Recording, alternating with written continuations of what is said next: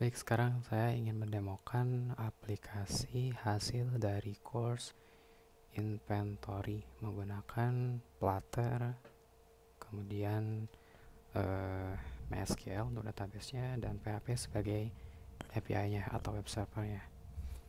Nah, ini adalah halaman dashboard-nya. Kita akan mulai dari halaman login dulu. Untuk usernya di sini ada dua. Untuk levelnya ada level admin dan level employee. Pertama kita akan masuk dulu untuk level admin@gmail.com. Nah, kemudian setelah berhasil login,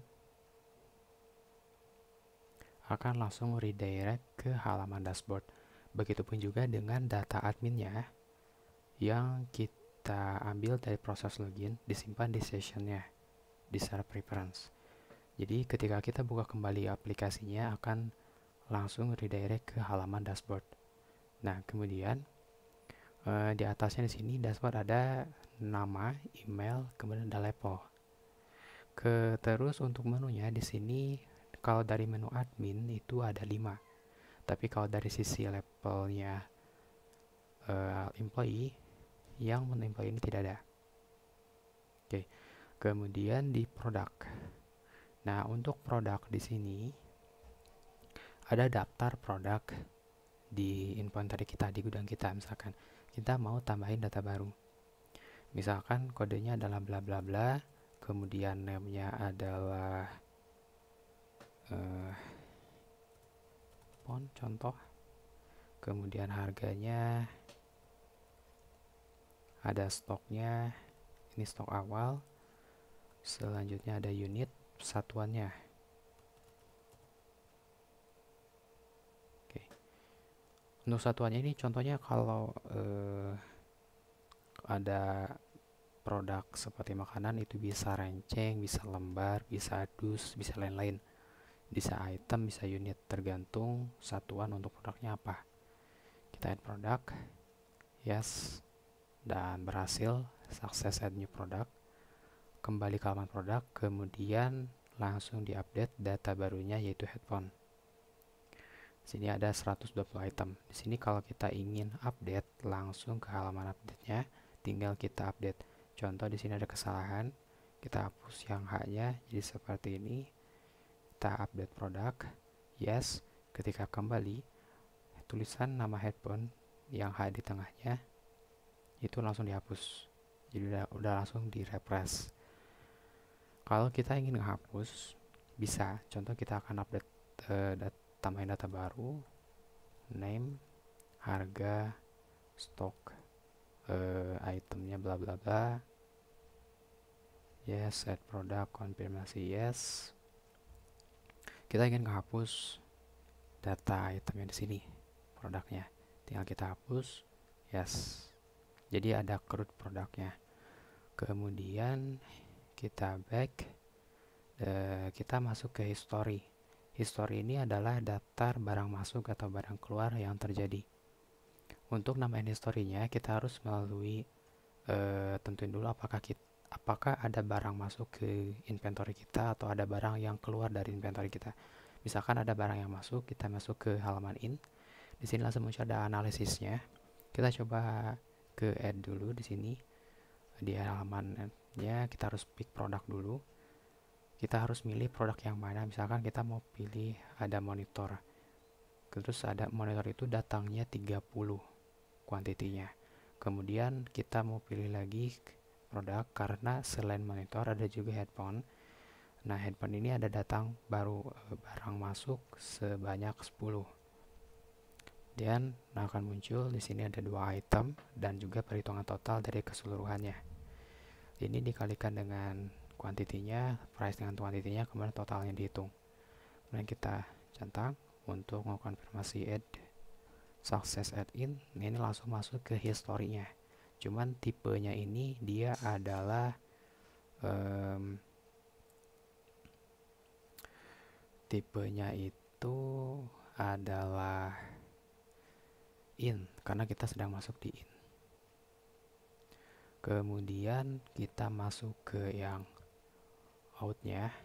untuk yang di outnya di sini kalau kita cek lihat dia muncul 0 karena tidak ada data out untuk history karena kita baru masukin data history in. Kalau kita masuk kembali ke history akan ada muncul data baru yang baru kita masukkan di sini.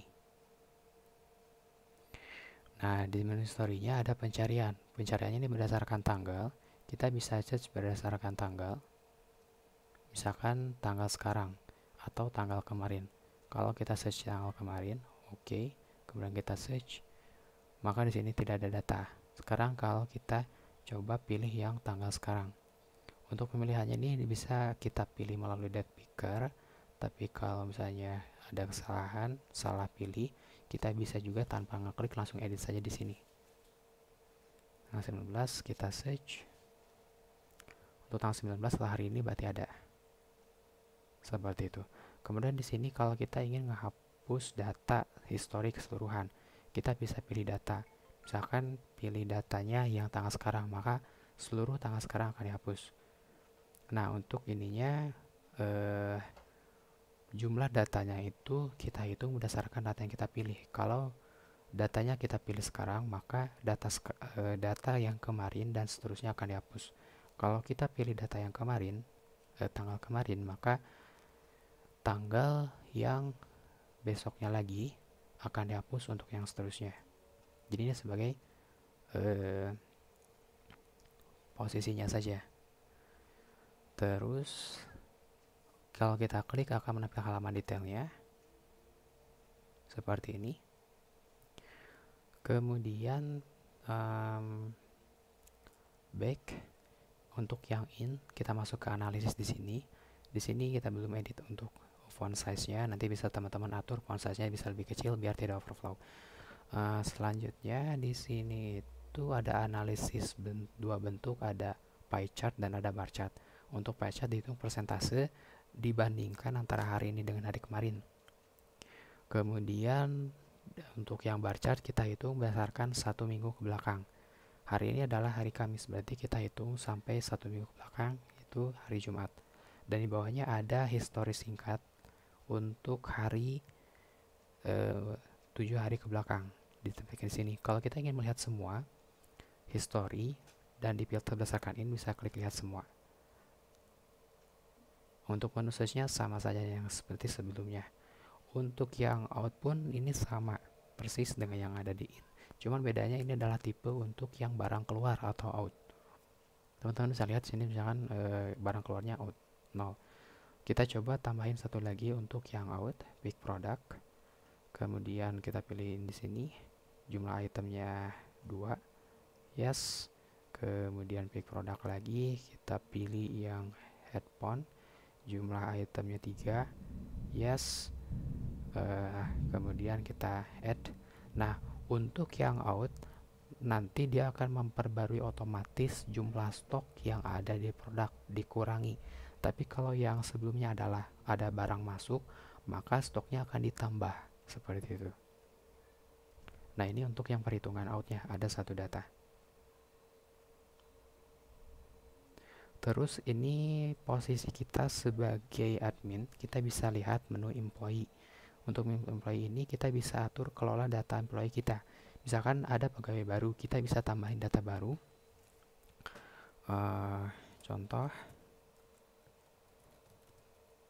@gmail.com. Untuk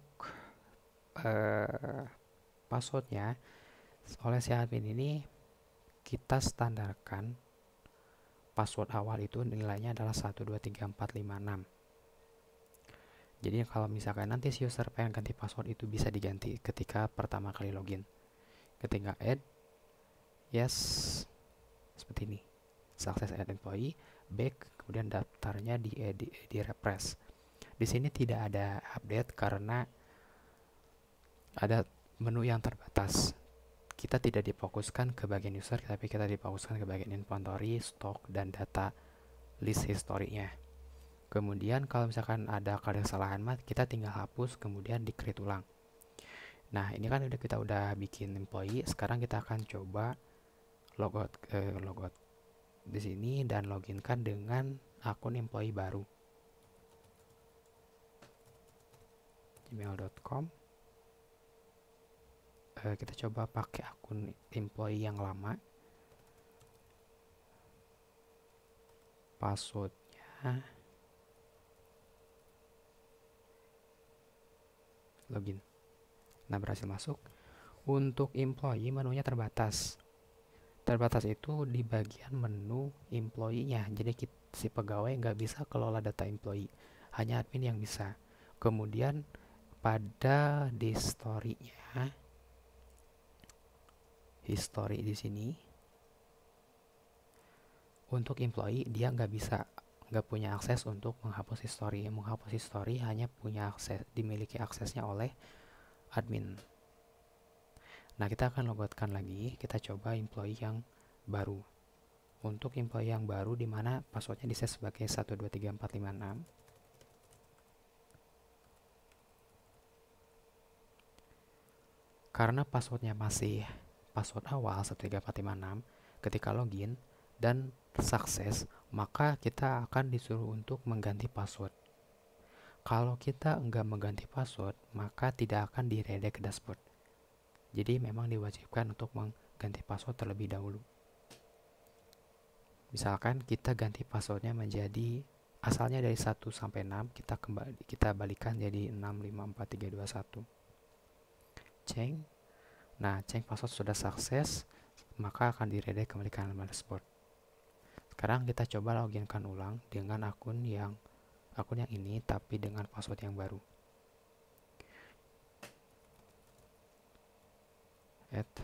@gmail.com 654321. Login sukses. Nah, di sini untuk fiturnya sama di pegawai yang sebelumnya, pegawai lama. Cuma jadi saya menunjukkan bahwa pada saat login pertama kali itu harus dirubah passwordnya. Seperti itu. Untuk fungsi yang lainnya sama persis. Contoh, kita akan hapus misalkan history. Kita harus masuk dulu ke loginnya. Bukan login sebagai admin. Kita masuk kembali ke bagian admin @gmail.com. Kita akan praktekkan delete produk keseluruhan berdasarkan tanggal 1. Admin login sukses. Kita langsung masuk ke bagian history. Di sini delete all. Kita pilih tanggalnya. Kita mau hapus data sebelum hari kemarin. Misalnya sebelum hari sekarang. Hari sekarang tanggal 19, kita oke. Nah, kita pengen hapus data sebelum hari sekarang.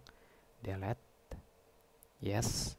Di sininya berhasil, namun di sininya masih ada. Karena kita ingin menghapus sebelum hari ini, berarti tanggal 18. Kalau kita ingin menghapus hari ini, maka tanggal yang kita pilih itu bukan tanggal 19 tapi tanggal 20. Oke. Delete, maka yang hari sebelum tanggal 20 itu akan dihapus sehingga sekarang datanya jadi kosong.